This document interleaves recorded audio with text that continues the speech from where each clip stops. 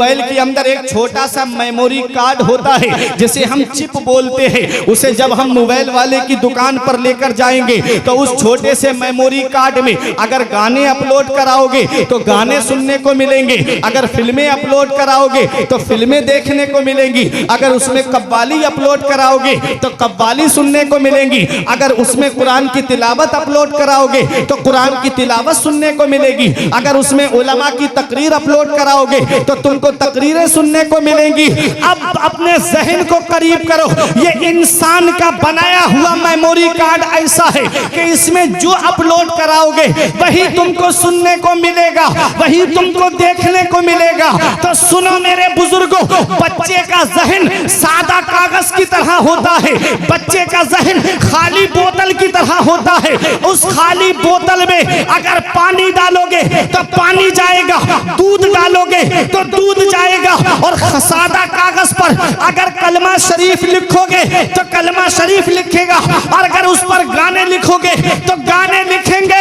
इसलिए ऐ मेरी माँ और बहनों, अपने बच्चों को वक्त से पहले जवान करो, लेकिन किसी दुनियादार का किरदार देकर नहीं, बगदाद के गौसे आजम का किरदार देकर जवान करो, अजमेर के गरीब नवाज का किरदार देकर के जवान करो। ये मत देखो मोहल्ले वाले क्या कहेंगे, ये मत देखो खानदान वाले क्या कहेंगे, ये मत देखो तुम्हारे रिश्तेदार क्या कहेंगे। बरेली शरीफ से हुजूर रेहाने मिल्लत की आवाज आती है, जमाना खफा है तो क्या गम है इसका, जमाना खफा है तो क्या गम है इसका, जमाने को ठोकर लगाए चला जा, जमाना ही एक दिन तेरे साथ होगा, तू आका को अपने मनाए।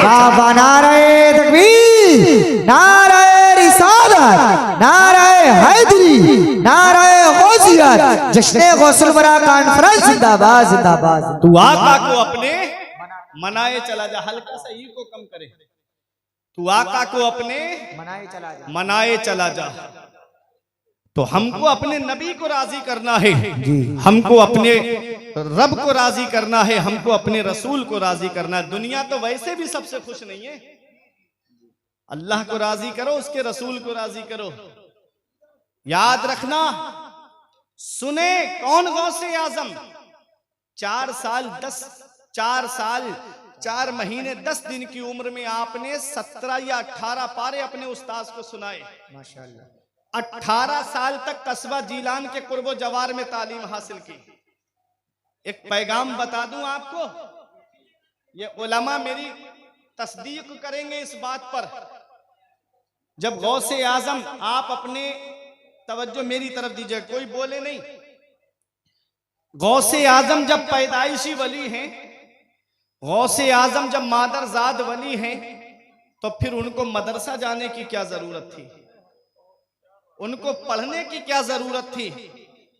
गरीब नवाज जब पैदाइशी वली हैं तो क्यों गए समरकंद बुखारा इल्म हासिल करने के लिए। जब गौसे आजम पैदाइशी वली हैं, मादरजाद वली हैं, अरे वलियों के वली हैं, पीरों के पीर हैं, तो क्यों गए आप बगदाद तालीम हासिल करने के लिए। ये तमाचा है उन जाहिल पीरों के लिए कि जो ये कहते हैं मौलवियों का रास्ता और है और पीरों का रास्ता और है।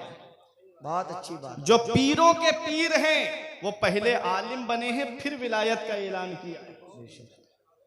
पहले नहीं बताया कि मैं वलियों का सरदार हूं, पहले मदरसा गए, पढ़े, और कितना पढ़े, सिर्फ इल्म बताऊंगा गौसे आजम का, कितना पढ़े।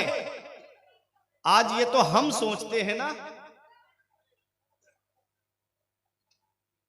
थोड़ी सी तवज्जो आप मेरी तरफ दें, शैतान किसी भी अंदाज में आ सकता है आपको तवज्जो आपकी हटाने के लिए, ठीक है। बहुत जरूरी पैगाम में बता करके अपनी जगह बैठ जाऊंगा। मुझे जो वक्त दिया गया है उस वक्त पे मुझे अपनी तकरीर खत्म करनी है, इसलिए मैं बहुत मुख्तसर अंदाज में बोलता हुआ चल रहा हूं।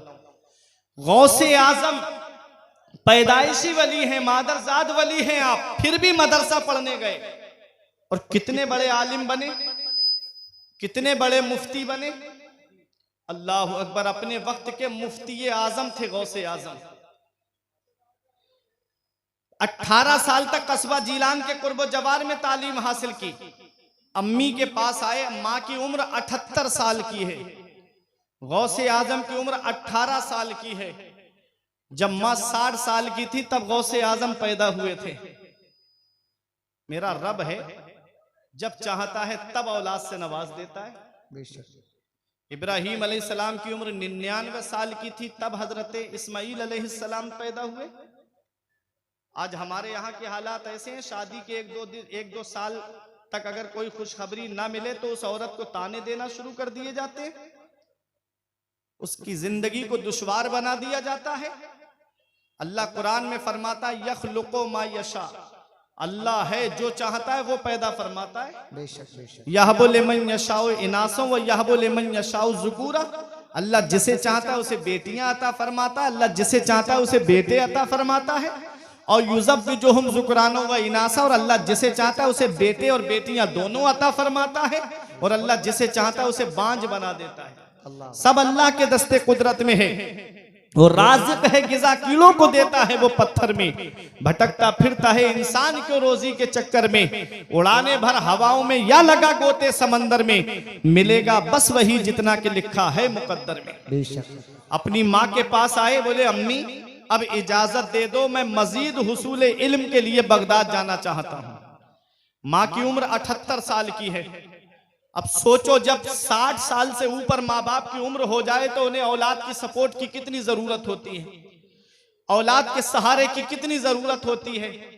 गौसे आजम की वालिदा ने ये नहीं कहा मेरे लाल तू बुढ़ापे में मुझे छोड़ के जा रहा है, जब मुझे तेरी सपोर्ट की जरूरत है, जब मुझे तेरे सहारे की जरूरत है। ये नहीं कहा गौसे आजम की वालिदा ने, बल्कि गौसे आजम की वालिदा ने फरमाया मेरे लाल अगर तू किसी और काम के लिए इजाजत मांगता तो मैं तुझे इजाजत न देती, तूने इजाजत मांगी है तो नाना की शरीयत को हासिल करने की मांगी है, इसलिए मैं तुझे रोक भी नहीं सकती। अल्लाह अकबर। वो माँ है गौसे आजम की। और मेरे आका हुजूर सल्लल्लाहु अलैहि वसल्लम का फरमाने आली शान है कि माँ के 3 एहसान ऐसे हैं कि औलाद पूरी जिंदगी माँ की खिदमत करे तब भी माँ के उन एहसानों का बदला नहीं चुका सकती। पहला एहसान माँ का ये है कि वो 9 महीने अपने शिकम में रखती है। कितनी परेशानियां उठानी पड़ती है एक माँ को, कितनी दिक्कतों से गुजरना पड़ता है एक माँ को। जब माँ औलाद को जन्म देती है तो सोचो माँ को कितनी परेशानियों का सामना करना पड़ता है। 9 महीने अपने शिकम में माँ रखती है अपनी औलाद को। ये एहसान माँ का ऐसा है कि औलाद पूरी जिंदगी माँ की खिदमत करे तब भी माँ के इन एहसानों का बदला नहीं चुका सकती। और दूसरा एहसान माँ का ये है कि वो औलाद को जन्म देती है। बाज औरतों का बच्चे की पैदाइश के वक्त इंतकाल हो जाता है। अल्लाह अकबर। तीसरा एहसान माँ का ये है कि वो 2 साल तक अपना खूने जिगर औलाद को दूध की शक्ल में पिलाती है। माँ के 3 एहसान ऐसे हैं, औलाद पूरी जिंदगी माँ की खिदमत करे तब भी माँ के इन एहसानों का बदला नहीं चुका सकती। एक सहाबी मेरे आका की बारगाह में हाजिर हुए, या रसूल अल्लाह मैंने अपनी माँ को अपनी पुश्त पे सवार करके खाना काबा का तवाफ कराया है, मैंने हज कराया है, या रसूल अल्लाह क्या मैंने अपनी माँ के एहसानों का बदला चुका दिया? तो मेरे आका इरशाद फरमाते हैं तेरी पैदाइश के वक्त जो तेरी माँ को दर्द उठे थे उन दर्दों में से एक दर्द का भी बदला नहीं चुकाया है। अल्लाह अकबर। औलाद पूरी जिंदगी माँ की खिदमत करे, औलाद पूरी जिंदगी अपने बाप की खिदमत करे तब भी माँ बाप के एहसानों का बदला नहीं चुका सकती। अल्लाह अकबर। बाप अल्लाह की कितनी बड़ी नेमत, इसका पता हमें तब चलता है जब ये साए हमारे सर से उठ जाते हैं। आज जिस बूढ़े बाप की खांसी हमको अच्छी नहीं लगती, आज जिस बूढ़ी माँ का बोलना हमको अच्छा नहीं लगता, एक दिन आएगा जिस दिन ये चारपाई घर से उड़ जाएगी, उस दिन तुम चराग लेके भी ढूंढोगे तो माँ बाप जैसा प्यार करने वाली शख्सियतें नहीं मिलेंगी, माँ बाप जैसी मोहब्बत करने वाली जात नहीं मिलेगी। शायर ने पुकार के कहा था कि ऐ जिया माँ बाप के साए की ना कदरी न कर, धूप काटेगी बहुत जब ये शजर गिर जाएगा। हमारे बुजुर्गों ने फरमाया है कि बाप आंगन में लगे हुए पेड़ की तरह है। जब शिद्दत की गर्मी पड़ती है, जब शिद्दत की धूप पड़ती है, जब गरम गरम लू के थपेड़े होठों को खुश्क कर देते हैं, ऐसे वक्त में आदमी पेड़ के नीचे बैठ जाए उसे आराम मिल जाता है, पेड़ के नीचे बैठ जाए उसे सुकून मिल जाता है। हमारे बुजुर्गों ने कहा बाप आंगन में लगे हुए पेड़ की तरह है, जो खुद तो धूप में जलता रहता है लेकिन अपनी औलाद को साया पहुंचाता है, अपनी औलाद को छांव पहुंचाता है। अल्लाह अकबर। जिस दिन ये पेड़ आंगन से गिर गया उस दिन साए के लिए तलाश करोगे लेकिन तुमको साया नहीं मिलेगा। ऐसे माँ बाप के साए की ना कदरी न कर, धूप काटेगी बहुत जब ये शजर गिर जाएगा। ए मेरे नौजवानों, अगर माँ बाप जिंदा हैं तो उनकी कदर कर लो, माँ बाप हयात हैं तो उनकी खिदमत कर लो। पूरा कुरान करीम आप पढ़ लीजिए, इन उलमाए किराम से आप पढ़ कर सुनिएगा। ये उलमा आपको बताएंगे पूरे कुरान के अंदर जहां जहां अल्लाह ने अपने हुकूक बयान फरमाए हैं, ठीक उसके बाद माँ बाप के हक बयान फरमाए हैं। अल्लाह अकबर। माँ बाप का हक कितना बड़ा है। परमंदर में पारे में रब इरशाद फरमाता है, वक़दा रब्बुका अल्ला तअबुदू इल्ला इय्याहु व बिल वालिदैनि इहसाना इम्मा यबलुगन्ना इंदकल किबरा अहदुहुमा औ किलाहुमा फला तकुल लहुमा उफ़्फिन वला तनहरहुमा व कुल लहुमा कौलन करीमा वख़्फ़िद लहुमा जनाह ज़ुल्ल मिनर रहमा व कुर रब्बिरहमहुमा कमा रब्बयानी सगीरा। रब 15वें पारे में इरशाद फरमाता है, हुक्म दिया तेरे रब ने कि अपने रब के सिवा किसी की बंदगी ना करो और अपने माँ बाप के साथ में हुस्न सलूक करो। कब? इम्मा यबलुगन्ना इंदकल किबरा, जब वो दोनों बुढ़ापे को पहुंच जाएं या उनमें का एक बुढ़ापे को पहुंच जाए, फला तकुल्लाहुमा उफ, तो उन्हें उफ भी ना कहो, ना उन्हें झिड़को, ना उन्हें डांट डपट करो, ना उनसे तेज तर्रारी से बात करो। वकुल्लाहुमा कौलन करीमा। रब कुरान में फरमाता है जब भी बोलना तो माँ बाप से मोहब्बत के साथ में बोलना, जब भी बोलना तो प्यार के साथ में बोलना। हमारे उलमा फरमाते हैं औलाद को माँ बाप से ऐसे बात करनी चाहिए जैसे एक गुलाम अपने आका से बात करता है, जैसे एक नौकर अपने मालिक से बात करता है। आज माँ बाप की खिदमत हम नहीं करते नजर आते, आज माँ बाप का अदब करते हुए हम नजर नहीं आते। माँ बाप अल्लाह की कितनी बड़ी नेमत है। मेरे आका की बारगाह में यमन के नौजवान सहाबी आए, अर्ज करते हैं या रसूल अल्लाह मैं यमन से आया हूँ, जितनी जिंदगी बची है मदीने में गुजारूंगा। या रसूल अल्लाह मैं वापस नहीं जाऊंगा। कहाँ आए हैं? मदीने शरीफ में आए हैं, उस मदीने में जिसके बारे में मेरे आका फरमाते हैं जिससे हो सके मदीने में मरे तो वो मदीने ही में मरे, क्योंकि जो मदीने में मरेगा मैं उसकी शफाअत करूंगा। सहाबी मदीने में आए हैं और सहाबी रसूल अर्ज करते हैं या रसूल अल्लाह अब मैं वापस यमन नहीं जाना चाहता, जितनी जिंदगी बची है मैं मदीने में गुजारना चाहता हूँ। मेरा विसाल हो गया तो मदफन मदीने शरीफ में बनेगा। तो मेरे आका ने इरशाद फरमाया हल्लका अबावाया, मेरे सहाबी क्या तुम्हारे माँ बाप जिंदा है? मेरे सहाबी क्या तुम्हारे माँ बाप हयात है? अर्ज किया हाँ या रसूल अल्लाह माँ बाप तो जिंदा है।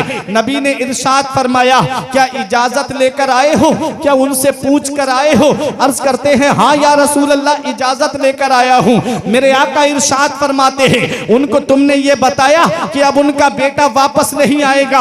अर्ज करते हैं हाँ या रसूल अल्लाह मैंने ये भी उनको बताया है कि अब उनका बेटा वापस नहीं आएगा। मेरे आका इरशाद फरमाते हैं ऐ मेरे सहाबी ये बताओ जब तुमने अपने माँ बाप से इजाजत ली कि अब उनका बेटा वापस नहीं आएगा तो उनकी हालत कैसी थी? वो हंस रहे थे कि रो रहे थे? सहाबी ने आंखों में आंसू भर के आंखों से आंसुओं को पोंछते हुए कहा या रसूल अल्लाह जब मैंने अपने माँ बाप से ये कहा कि अब अपने बेटे का चेहरा आखिरी बार देख लो, अब तुम्हारा बेटा मदीने शरीफ जा रहा है, अब वहीं पर अपनी जिंदगी गुजारेगा, वापस नहीं आएगा। मैंने जब अपने माँ बाप से ये कहा कि अब मैं वापस नहीं आऊंगा तो या रसूल अल्लाह मेरे माँ बाप मेरी मोहब्बत में फूट फूट करके रो रहे थे, मेरे माँ बाप आंसू बहा के रो रहे थे। मदीने वाले मुस्तफा को जलाल आ गया, आका उठ के खड़े हो जाते हैं, इरशाद फरमाते हैं इरजी इलैहिमा फअदहिकुहुमा कमा अबकैतहुमा। ए मेरे सहाबी वापस चले जाओ, जहां से आए हो वहीं लौट के चले जाओ और जैसे माँ बाप को रुला के आए हो वैसे उन्हें खुश कर दो। तेरे माँ बाप यमन में खुश हो जाएंगे। तेरा नबी नबी तुझसे मदीने में राजी हो जाए। सुभान अल्लाह। नारे तकबीर, नारे रिसालत, नारे हैदरी, नारे गौसियत, जिंदाबाद जिंदाबाद। माशाअल्लाह। ओ माँ बाप को सता करके नैनीताल के चक्कर लगाने वालों, इधर माँ बाप एक एक पैसे के लिए परेशान है, इधर माँ बाप दवाई के लिए परेशान है, और बेटा है कि होटलों में वेटरों को टिप दे करके आ रहा है, बेटा है कि दोस्तों के साथ में पार्टियां करता हुआ नजर आ रहा है। अल्लाह कुरान शरीफ के दूसरे पारे में इरशाद फरमाता है, सबसे बेहतर खर्चा वो है जो माँ बाप को दिया जाए। जो तुम इधर उधर पार्टियों में पैसे खर्च करके आ रहे हो, याद रखना सबसे बेहतर खर्चा वो है जो माँ बाप को दिया जाए। अपने घर के अंदर रूठे हुए माँ बाप